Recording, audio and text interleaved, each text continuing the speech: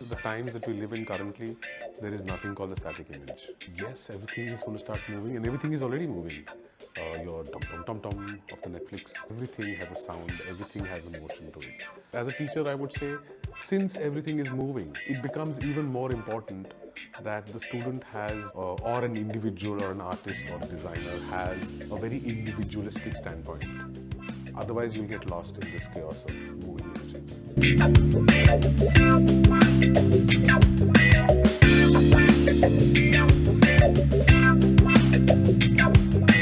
I would say my practice is slightly or largely very academic. And I was trying to push that same envelope, and I still continue to push that same envelope in the professional scenario, where I would say experimentation and pushing the envelope is my primary joy. If that is not happening, then I'm not doing that project.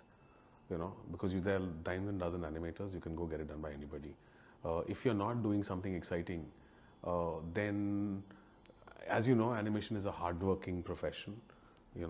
So the amount of effort that you have to put into it, there has to be excitement and joy.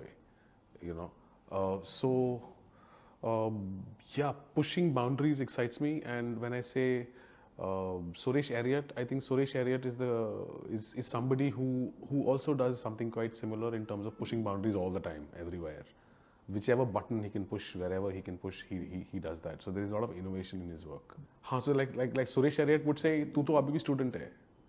मैं ये explore कर रहा हूँ, मैं इसको Mary करने का कोशिश कर रहा हूँ, मैं ये करके देख रहा हूँ, फिर क्या होता है, ऐसे करके वैसे करेंगे तो क्या होगा, which is non-commercial in terms of the thought process, because the kind of industry that we come from is largely animation and information based, and nobody is really dying for your creativity.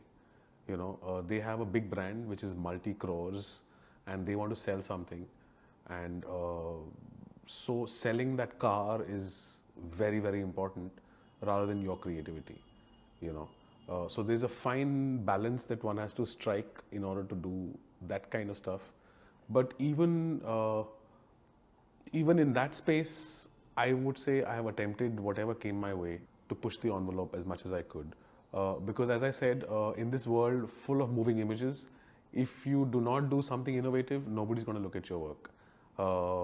Even if they by chance look at it, they will not remember it.